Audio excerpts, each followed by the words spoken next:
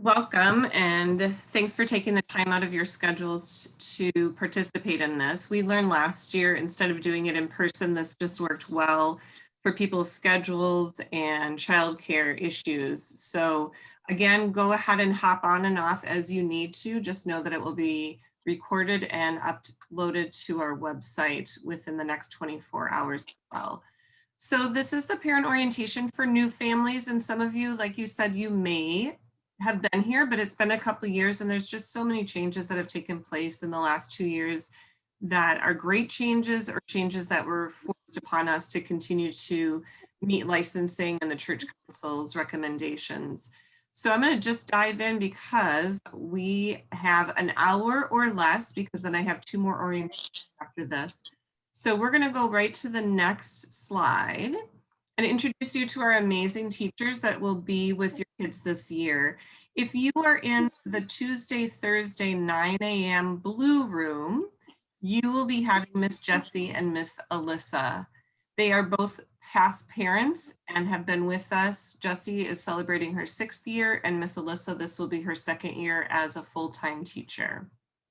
And there's the information regarding the blue room. And again, you can take these screenshots or know that this information is going to be in the handbook and on the website and all of that. If you are in the red room at the same time, Tuesday, Thursday, 9 a.m. red room, you'll be with Miss Kim and Miss Jen. And again, they are both past parents. Miss Kim is joining us for the first time as a full-time teacher. She has been with us doing lunch bunch and sub lists in the past. And Miss Jen, this is her 3rd year with us. And she did the Tuesday, Thursday red room last year. Then if you were in the Monday, Wednesday, Friday, 9 a.m. red room for the 4 and 5-year-olds, you'll be joining Miss Kay and Miss Emily. And I actually have their names flip-flop, sorry, of how they are in the picture. So this one right here is Miss Emily, and the taller one is Miss Kay. Miss Emily is going to be on her, I want to say, maybe 5th year, and then Miss Kay, I believe, is her 23rd year. And these two have coupled up together as co-teachers for the whole duration that Miss Emily has been here. They are a well-oiled machine and bring so much joy to the classroom and to your kids. So this will be a great class as well. If you're in the Monday, Wednesday, Friday, 9 a.m. blue room, Miss Amy and Miss Kelly will be the teachers, and Miss Amy is celebrating her 6th year. Miss Kelly is celebrating her 16th year, and they too have taught together for a number of years. And all your kids are in such great hands, no matter where you're going to be paired. It's just fun to see how long these teachers have been together. Miss Amy has been a parent in the past as well. And then if you look like you're looking at the same slide, kind of, but these two are also the teachers scheduled for Monday, Wednesday, Friday, 12:30 classroom. That's a class that traditionally was 4 to 5-year-olds. And because the numbers have shifted a little bit, we have made this a mixed age class for 3, 4, and 5-year-olds. And lastly, if you're new to our program and your child's going to be attending the Fab 5 class, you're going to be blessed with Miss Kay and Miss Emily again. Miss Jessie will be filling in on Thursdays. And then Miss Ariel is going to be the aide in that classroom. How it's designed for curriculum allows us to have a 3rd person in the classroom to be the aide and helping out with that, the curriculum, like I said, how it's written out and allowing the teachers to spend a little bit more time in small groups, depending on where their kids are at developmentally and what they're working on. So that is the lineup for our teachers this year. It's so small and there's so much information on here. Again, you can find this elsewhere, but this is our mission statement, which aligns with what we do on a daily basis, talking about every child deserves the opportunity for a high quality educational experience. We look at your whole child, accepting them where they're at.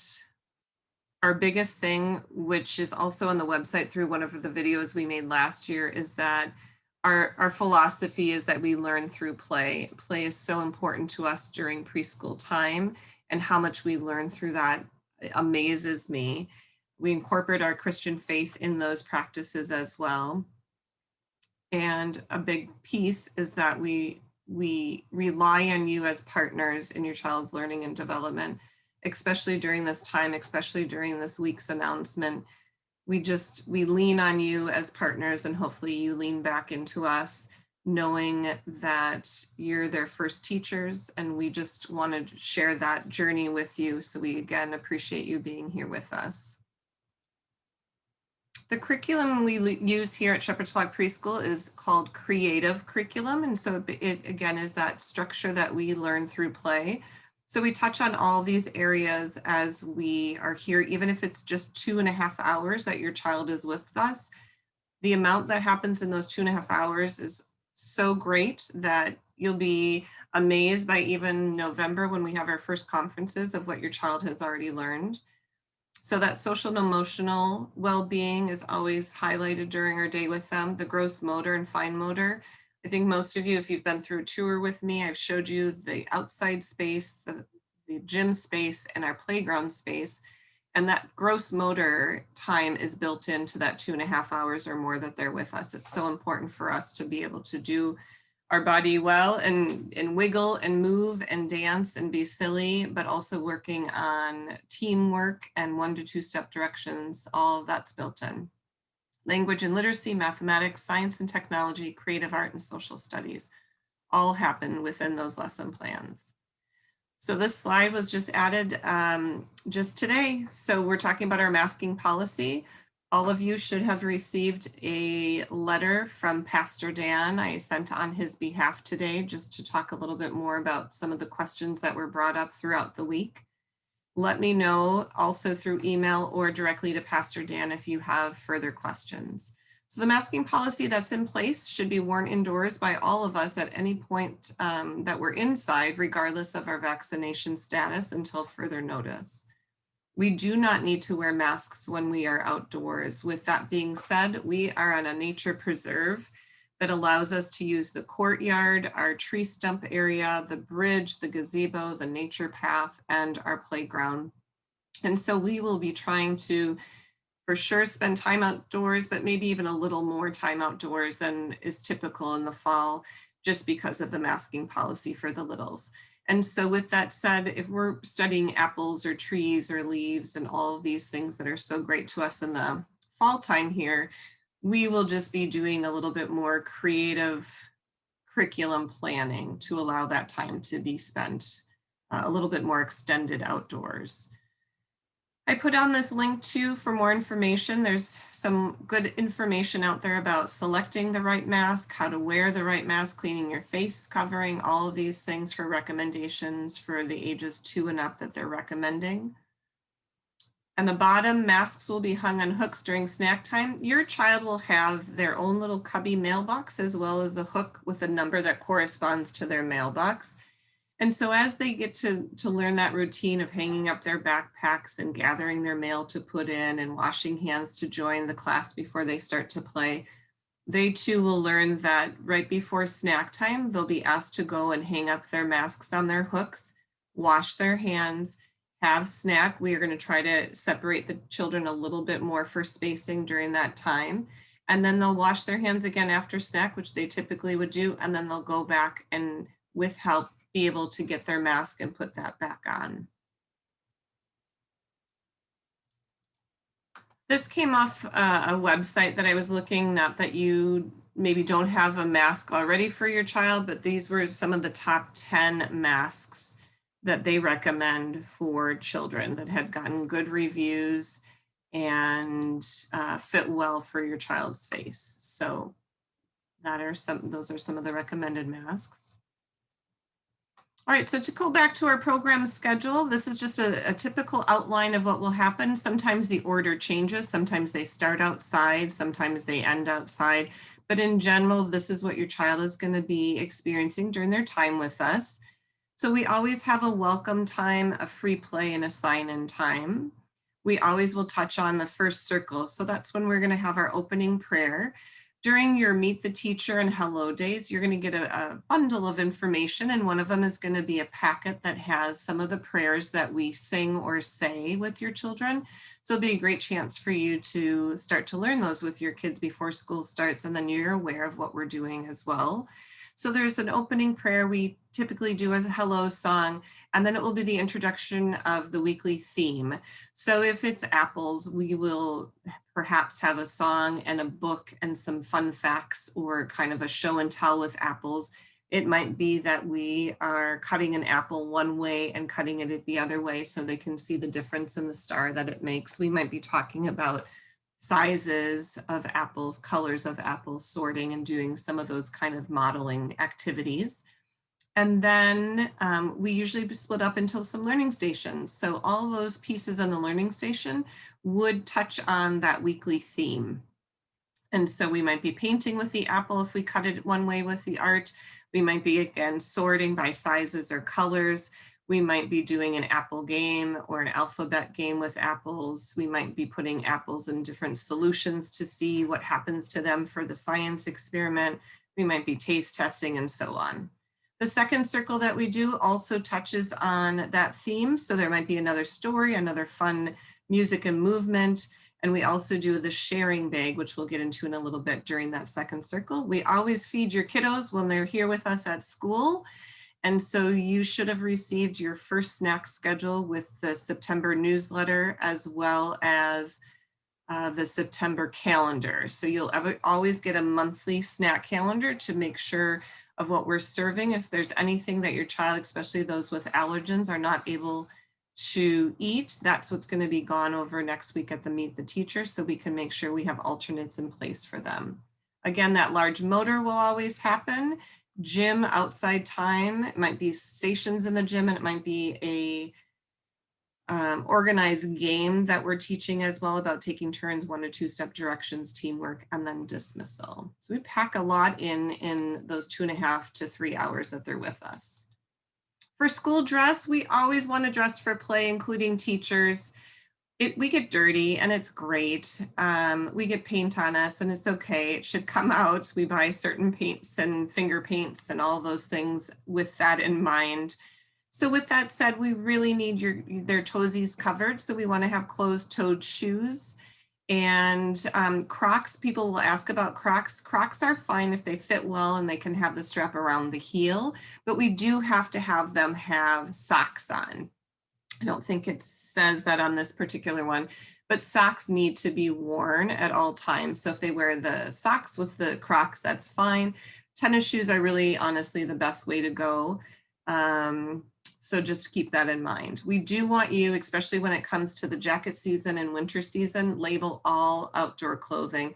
A lot of times when we go out, it's chilly, but by the time we're ending our time, a sweatshirt has been shedded and it may be put on this red picnic table with 5 other sweatshirts. We just want to make sure we're getting it back to the right kiddo. So make sure all those things are labeled.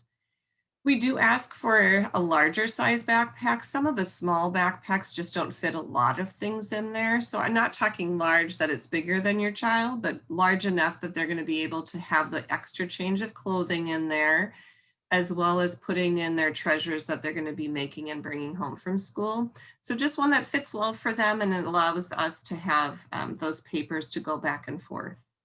And with that said, those extra change of clothes, sometimes 1 or 2 sets of clothes would be wonderful, labeled as well, stored in a Ziploc bag. So extra shirt, bottom, could be shorts or pants as it gets colder, some undies and some socks. Sometimes with those toileting accidents, it does go all the way down to the socks. If we do go through the change of clothes that you've already packed, we do have extra clothes in our bathrooms as well. We'll go ahead and just put those soiled clothes for you back in a Ziploc bag or a plastic bag to send back home to launder. Accidents happen not only like in the bathroom, but even if we're outside and we're getting a little dirty or in the water table and their sleeves and their tummy gets wet, some of them really for those sensory issues want a change of clothes. So we just always ask that you help us out with that. For children's arrival and dismissal, this one's the arrival and the next slide is the dismissal. We've been asked to do curbside drop-off and pickup again for the 2nd year in a row, given what's going on with COVID still. So we have made an amazing video that you will be sent that shows the arrival and dismissal. And it worked smoothly last year, and we think it will work smoothly this year as well. You can start arriving 5 minutes 10 minutes before class starts, just know the teachers will be ready to greet your children within that 5 minutes before class. So for morning classes, 8:55, afternoon classes, 12:25. So look for those videos to be sent out regarding arrival and dismissal. We will sign your children in upon arrival on our clipboard just to make sure that we have them checked in. They will be going in a side door after being greeted with one teacher on the curbside, helping them get out of the vehicle. The other teacher will be waiting at the side door, welcoming them in. They'll go ahead and just put their backpacks in the classroom to start, wash hands, start playing. Once all the kids are in the classroom, the teachers will help them get their backpacks out to their hooks and cubbies and continue free play. If your child is experiencing some separation, talk to your individual teacher. We have a lot of different ways that we can help you with that. Sometimes even getting them out of the car can be a struggle. So there's enough of us to support you and come up with some ideas.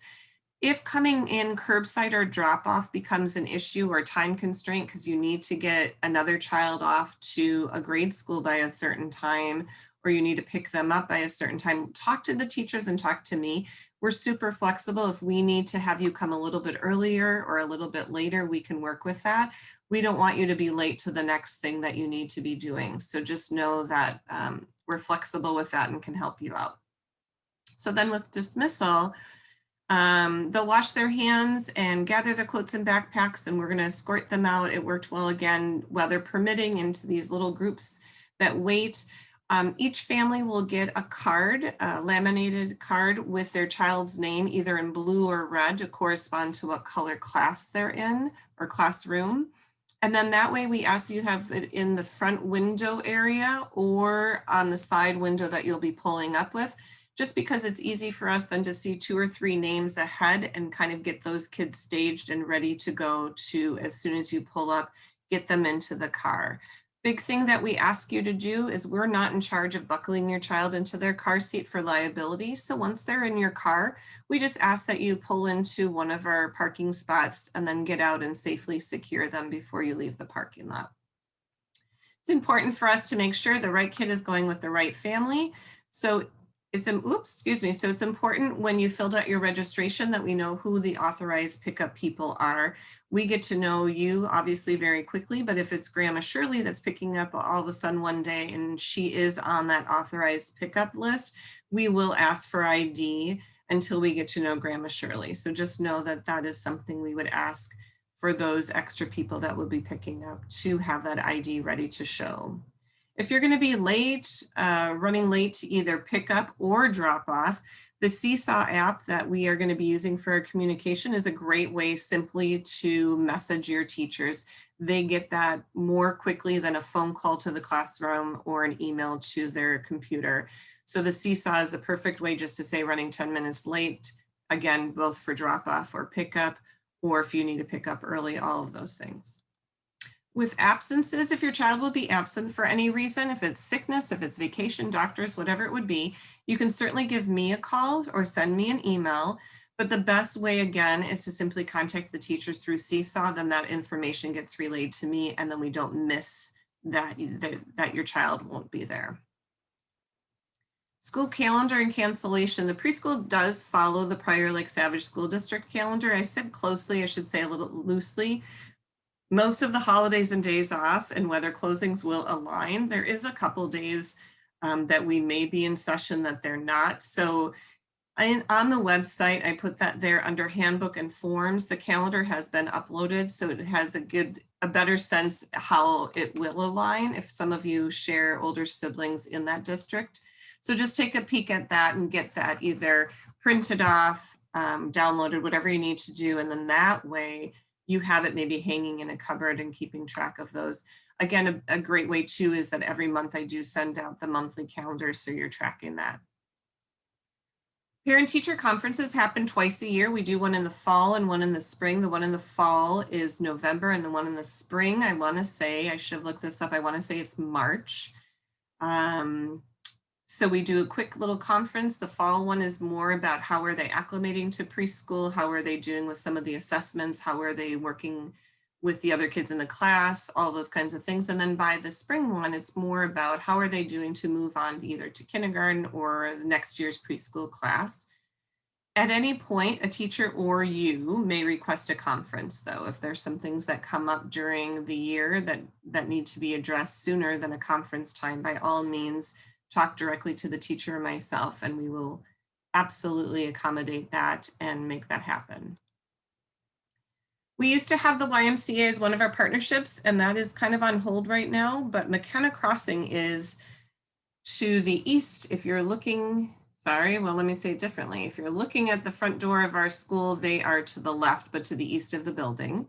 And that's where we do our intergenerational programming with, and it's been so wonderful. It's so joyful for our kids, as well as what we call them grandmas and grandpas, and it's so joyful. So we were able to get together with them in person this year during our summer camp because we were able to do things outside.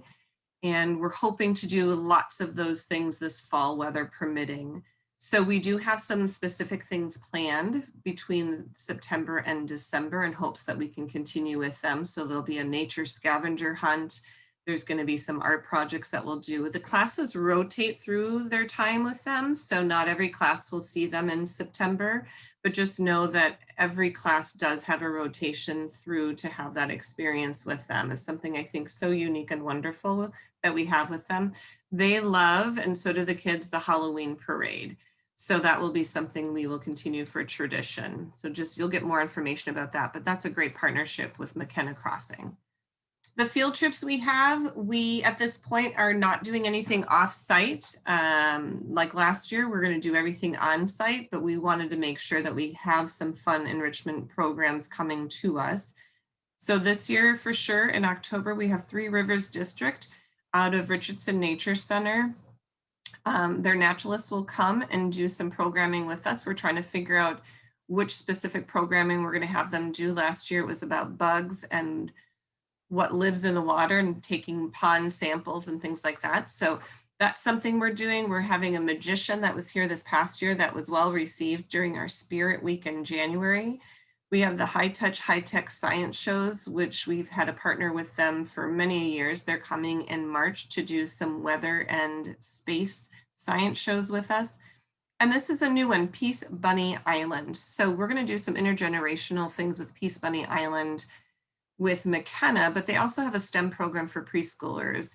And if you don't know much about them, I would just have you take a moment to just find out about them on your free time.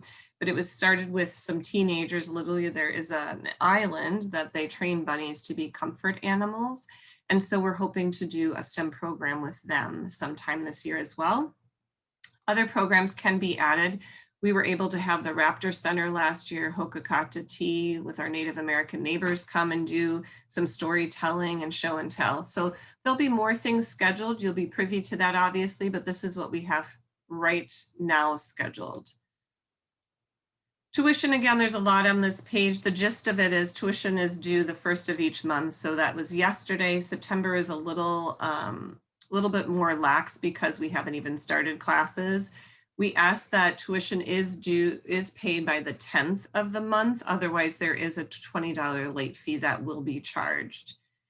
We do ask for 1 month paid notice for you to withdraw your child. With this mask policy, we've been lenient with that, given it was something new and right before school started. But in general, if you're going to be moving or switching and things like that, we do ask for 1 month paid. If we have to close for any reason, if there's a COVID case, if there's a gas leak, water main break, any of those things, the classes that your child is scheduled for will be reimbursed. So for instance, if we close for a week and they come Tuesday, Thursday, for that week on Tuesday, Thursday, our finance associate takes a look at what that prorated amount is for those 2 days. You'll get refunded that amount, or we can work out something with you that you just don't pay that larger amount the second month. Does that make sense? So it would be, 1 week in September and all of a sudden October, we're just taking that difference off. So we can work with you on how to get your refund or just have it a different amount the next month. 3 different ways to pay that you can do with a check, and you can hand those off to the teachers or myself during drop off and pickup.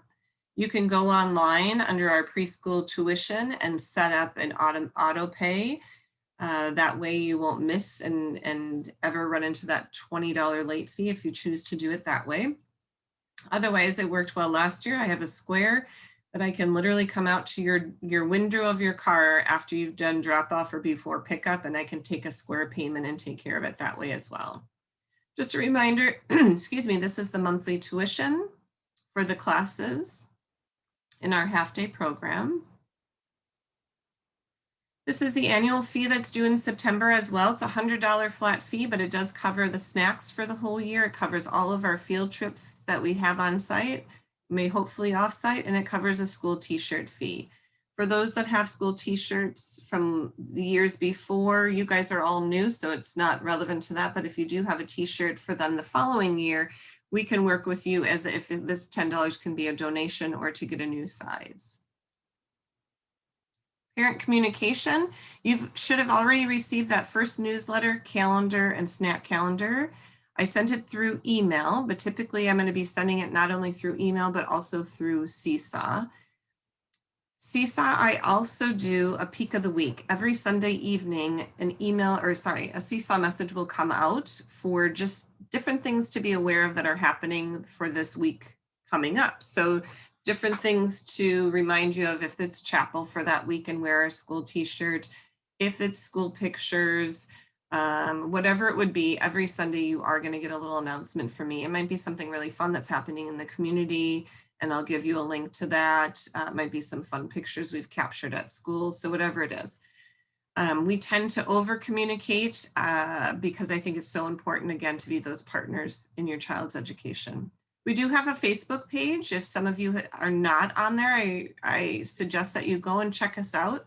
Lots of fun things happening on there. Again, we would post different things happening in the community, and it would be a great way for you to support us through Facebook. So again, that Seesaw app is our main source of communication. So daily communication from the teachers, again, that Sunday peak of the week, and you'll get so many fun things that the teachers capture. It's amazing how much we teach, but we can certainly go around super quick one of the teachers to take some pictures and capture your kids in action, because I think that's so important to see as well. The blocks that they're building with, the art that they're constructing, maybe holding a little toad on the playground, all of those things, we'll try to capture those and send those to you on a regular basis. There are some volunteer opportunities that we have. The Parent Advisory Committee is called PAC, that meets 3 to 4 times a year. And I'm looking for parents or caregivers that are willing to be on that committee. The meetings last from maybe 45 minutes to an hour, but what you're doing is helping me make sure that we're touching on the programming that you're hoping your child is getting. So it could be you're helping with if we have some fundraising options coming up, what type of fundraising we want to do, what the target is for us to get to enhance the programming. You help with our outreach community programming, maybe the food drive or the giving tree at the holiday time. You help with Teacher Appreciation Week, a meal for the teachers at conferences, those kinds of things. We also have a prayer team. And at this point, that's kind of where we are for volunteerism. So we're hoping that since everyone is masking, we would be able to have parent volunteers back in our classrooms this year. Last year, we weren't able to have that at all. So we're hoping that changes. So that might be another point. Also, holiday parties. Last year, we did it just with the kids. We're hoping because of masking, we can have everybody come for that. So we would look for some parents to help with the Halloween and Valentine's party, as well as the Christmas program. So lots of fun things that you can be a part of. The volunteer form is part of the orientation online link that was sent out to you to have you complete. That link is at the end of these slides as well. If you haven't, it takes maybe 5 minutes or so to fill out, but just a quick questionnaire to say what would you be willing to help out with? And then within the next couple of weeks, I'll be reaching out for those specific groups that you have indicated you want to help with. Health and safety, obviously during this times, it's more relevant and pertinent than any time. Guidelines for keeping children home. You'll be getting your parent handbook next week when you come for Meet the Teacher as well. It has a whole list of, I don't know how many pages of different guidelines for keeping kids at home for various things. The gist of it is if they're running a temperature, vomiting, diarrhea, there's guidelines for that in there. We just want you to err on the side of caution given everything that's going on. keeping them home. My biggest thing is if they're at school and not able to participate in all the activities that we offer them like they normally would feeling well, we would just ask that you keep them home. It's no fun for them to not be able to enjoy those things to their fullest. We are a peanut-free, I should say nut-free facility, oops, excuse me again, as well. So that's super important to note. So even if your child does have a peanut or nut allergy, we need to mark that down accordingly. We do read packages. All of the snacks we provide will not have any trace of those in there. Parking lot safety, when the videos come out about the arrival and dismissal, just make sure you're watching how we have that set up with some of our cones in the direction we want cars to be coming and pulling back out. We have fire drills monthly and tornado drills during the month of September and then April and May while they're in school. So they'll be modeled, it will be modeled and walked through how we go down to our safe space in one of the basement rooms, how we practice fire drills if we're at various locations in the building. We don't sound the fire drills, we just make the sounds ourselves just so we don't scare them, but then we do practice those. You'll get some information too on the site relocation that's in the parent handbook. If anything would happen that we need to evacuate the building, there's a site called the Links, which is just about a half block to the west of our building. And that's where we would go to safely relocate. And then our door is always locked, the preschool door, as well as the door going into the hallways of the classrooms. So the door code, it's been this way, and I was told to keep it this way, is whatever years we're in for that school year, that's the code. So 2021, so we're 21 and 22 pound, and that gets you into that front door if you need to pick up your child early or coming late, things like that, or coming to volunteer. That would be the code that you need to be aware of. Behavior guidance. We try to use as much positive reinforcement, modeling, and redirection as we possibly can if we're having some behavior hiccups. We don't use timeouts, we use breaks. We have a calming space, typically by our library in the classroom. We want to practice that with them. We want to practice deep breathing. We want to practice using manipulatives, any kind of little, I can't think of the word, the manipulatives, but just any different things. We've got a plastic egg that they can hold that turns colors for them to calm down with. So we do have all these just little tricks and things that we can pull out if they're struggling and having a hard time. If some of those behaviors, though, are persistent that are not acceptable within that parent handbook that you'll get, we will talk with you and, again, be partners with you and kind of come up with some other ideas to have your child be successful in the time that they're with us. Special days, we have lots of special days, but these are some of the highlights that our kids absolutely love. We have something called Precious, and it's a fluffy little lamb that's a little mascot, and every child will be able to have a Precious backpack, and in there will be a book as well as Precious, as well as a 3-ring binder. They'll take it home for 1 week and they can chronicle their time with Precious. It might be Precious having pancakes with you. It might be Precious watching you have a bath because Precious doesn't like to be in water or get dirty. It might be Precious going on vacation with you or watching a movie, whatever it would be. We also have the sharing bag, and that is super exciting because the kids get jazzed about bringing something from home. It could be a special book, a lovey, a toy, whatever they want to put in there. It's just one item, and they can then start to learn sitting in front of the other kids in class and doing some sharing, show and tell. We also do birthday bags for those that have their full birthdays with us. We celebrate whichever's closest, but we also celebrate those half birthdays, which are so important. So those summer birthdays. So they'll get a birthday bag and a book to take home and bring back, but they get a crown and a sticker and a certificate, kind of the whole works. So that's important. And last year I started it and it was so great. So I'm going to do it again this year. There's going to be some monthly movie nights. Every class will have a different month to come and have a 2-hour movie night with me. It's a $5 admittance and we do a couple different snacks. We watch a movie. They can come in their jammies and bring a sleeping bag or a pillow. And it's just such a special night for them. They get so excited. It's their night to be at school and have that time. So that's already scheduled too. We'll watch for calendars. They'll start in October. We do Scholastic book orders once a month, and that's another area that we ask for volunteers to help us with. And we also do an Usborne book fair in the fall and a Scholastic book fair in the spring. Last year, they both were online. We're hoping to have those in person during conference time. Fundraising, typically we had one giant fundraiser in February, March. It's usually a pancake breakfast and auction. Last year, because of COVID, we couldn't do that. We'll see how it plays out this year, but we did something else called Cards for a Cause. So we're going to try that again, regardless if we do a pancake breakfast or not. We were able to raise over $6,000 and some change. So we were able to get a sunshade for the playground and some chalkboards out there. We're hoping for a second sunshade for the playground. That's our target. We also do the book fairs and book orders for fundraising. And then in the past, they have done Devani's. Again, that's where that PAC committee would come into play to say what are some of the other ideas that they would like to spearhead for fundraising. Here's that community outreach we do. For sure, we do a November food drive and a December giving tree. This past year, it was McKenna with doing a giving tree for not only the residents, but also the workers over there. And we also have a dental hygienist that will be circling through the classes. And any other community outreach, again, that we would love to get feedback from all of you to say what other things we can do.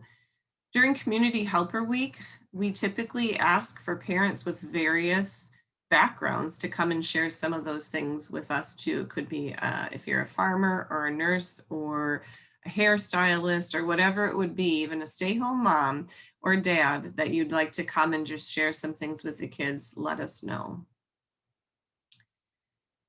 This last piece is don't forget to fill out the orientation checklist for that link. Here's that tiny URL. It was been sent out in emails as well, but I can always resend it.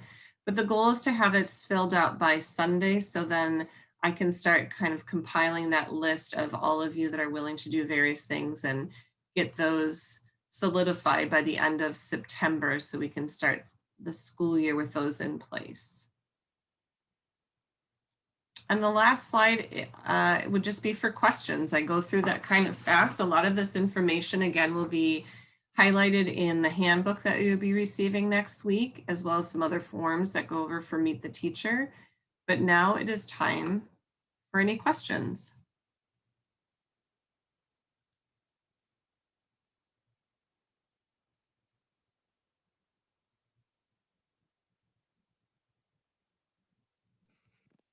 And if I was to volunteer, would I be able to bring Lily with? So the answer we've always had is no siblings come along. I have been known to want to babysit little people. So if you slip me maybe just even a chocolate chip cookie, Emily, I'm willing to hang out with her while you're here. So yes, there's ways we can work around that. Okay, sounds good.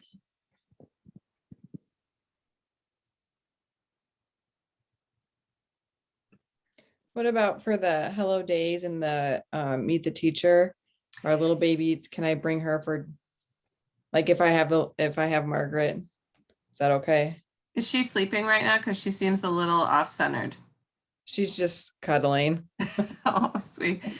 So I would say for Meet the Teacher, it's fine. For Hello Day, if I can be of assistance, I would offer that just because it's such a special time just then for Aurora to be able to be in there and have you do the scavenger hunt just with her. I'd be willing to help out as best I can too.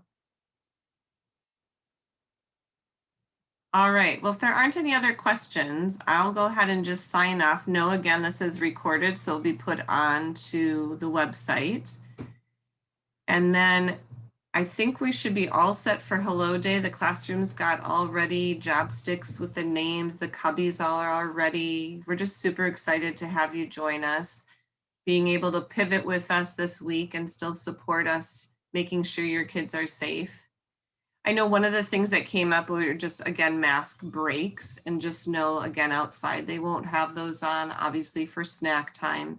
And then we might be able to do some small sided activities and bring a small group out to the bigger hallways that we have to have a little mask break, but then to put it back on. So we just asked, the best thing we can do is just model wearing the masks for them. I know some of the play groups this week, one of the little kids and the parents said they were so excited they had bought just a couple new masks that are going to be just for school. So I think that's just the mentality that we're hoping, is it the best decision for comfort and all of those things? No, but it's the best decision for us to be able to open safely and make sure we stay in person and stay open all year long. So we appreciate that. All right. Well, if there's nothing else, enjoy the rest of your night. Again, thanks for taking time out to participate in this and get all the facts. And again, welcome to our new families. We're so excited to have you here. And then we will see you next week. The photo booth will be up to capture those first day of pictures and scavenger hunts and everything else. So everyone have a good holiday weekend, and we'll see you next week.